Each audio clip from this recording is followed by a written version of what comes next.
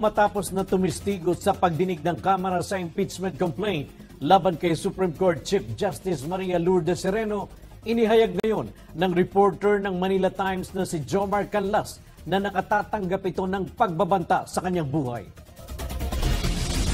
Ayon kay Canlas, base sa magkaparehong text message na kanyang natanggap, marami na umano siyang kasalanan sa kanila at pinayuhan na magbili na sa kanyang asawa at anak. Hindi rin umano ito banta at tututuhanin umano nila ito.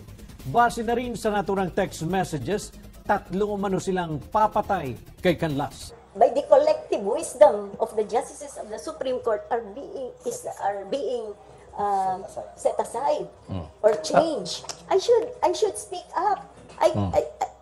What kind of justice am I if I just accept what is happening that is not in accordance with the Constitution and the law? So I think what you should do. You're not. I think what you please contain your emotions. Sabi nga po ni Justice De Castro, walang place yung emotions dito sa ating ginagawa. Ang hinahanap po natin is the fitness. And I'd like to again point out to Congressman Rocamora, si Justice De Castro is not at issue here dahil siya po ay resource person. The real issue in this impeachment proceeding is the fitness of the Chief Justice to continue holding public office. So if we can just focus on this issue and not divert the issue to anywhere, may mas ma-accomplish po tayo dito sa impeachment proceeding. So can we please go to another point, Congressman Rocamora? Just one question on that point. Talking about emotions. Were you emotional? Were you not emotional when you allegedly Canlas, the Chief Justice? What is the point of order? Well, with all due respect again to Congressman Rocamora, there is already the ruling of the chair that we should be relevant to all the questions, especially so that we're dealing with one of the highest officials of the judiciary. In fact, for all we know, since the very beginning, the good justice has been referring to documents and other evidences. So may I just request again at this juncture, Mr. Chair, considering there was already a ruling of the chair and as observed by the majority leader, may we advise our equally good and a good friend, Congressman Rocamora, to please refrain from addressing such bias or insinuation as to bias and some other matters of emotion which are not actually relevant to this proceeding, Mr. Chair. Point of order. What rule did I violate here? Thank you. I'd like to... What rule is violated here? Point of order. Well, Mr. Chair, if well, of course, all of us are here, but then if we are being questioned as to the matter being violated, it's the right of the witness, of course, to be accorded the due respect. And in fact, yesterday it was the ruling again of the chair that all of us are reminded that if ever we should be actually thankful to the Supreme Court for giving us this priority and the respect accorded to the House of Representatives because they are cooperative with this proceeding as we perform our constitutional mandate. Okay, and then yes, if there is a particular provision under the internal rules, especially the impeachment rules of the House of Congress, may we refer to, for point of information of our good Congressman Rocamora, under Section 7, the House may, upon proper petition, provide adequate protection to a complainant or witness if it's shown that he is in jeopardy of still participating in this impeachment proceeding. Mr. Chair, another point of Ekong, did you sign or do anything to affirm her appointment?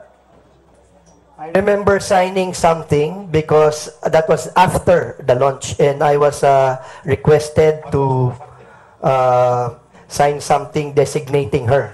What was that something, please? I think I think something like designating or extending her term as head of that decentralized office. But That again, decentralized office, but meaning then again, Your Honor, the ARCAO 7.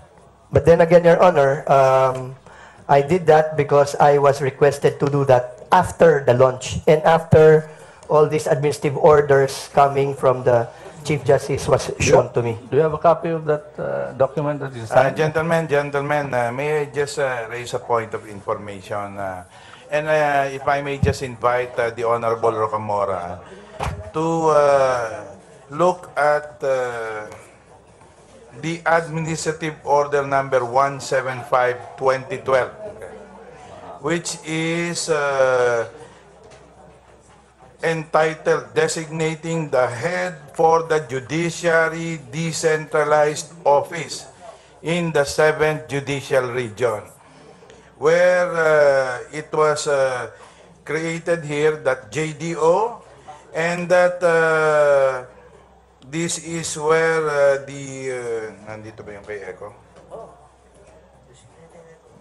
This is where the designation of the head of this JDO in the person of Judge Ekong is clearly stated. So that these are official records of the Supreme Court. In fact, this need not be proved. We can take judicial notice of this. So let us stick to the facts rather than ask questions that will tend to obfuscate this hearing.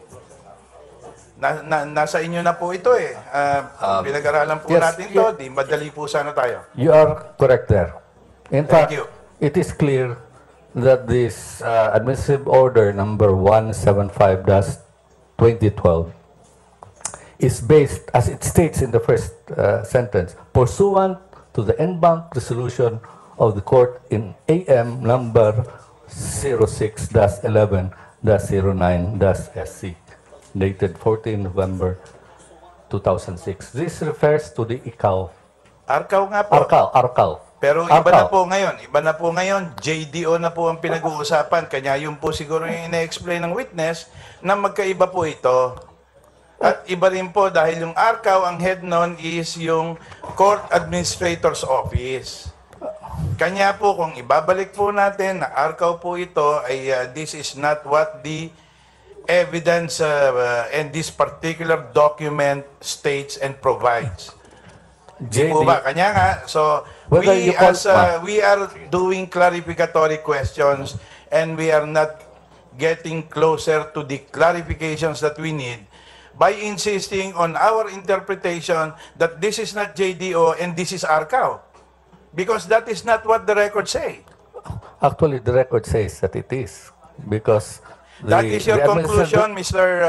The evidence Your speaks Honor. for itself. So It says anyway, pursuant can we go to another point so AM. that we will not derail this hearing? Kasi po, malinaw naman po at naintindihan naman po natin ito. Kung dadalhin po natin sa iba yung ating interpretasyon, we might end up doing this forever. Because you will insist on your interpretation, others will insist on theirs. That is for us as a committee to make a decision on when we decide to vote on probable cause for this particular issue. Mr. Chairman, Sandali lang po, no? I'll just recognize Congressman Belmonte. What is your point, Congressman Belmonte? May I just add something? If at all this is falsification, why was all this made in open? And in fact, invitations were made. I do not know. I just wanted to pose that question. Because if it is, the purpose here is to falsify, why was it made openly? In fact, a launching had to be made You know, that calls for a legal conclusion. Meron na po silang present. Meron na present kaninang PowerPoint dito. Pinakita na yung difference of the RCAO and the JDO. If you were here and if you were listening, you would have noted the marked difference between the two. Ano po? Kaya nga po, kung meron kayong interpretation other than that, then when we come to that conclusion on voting on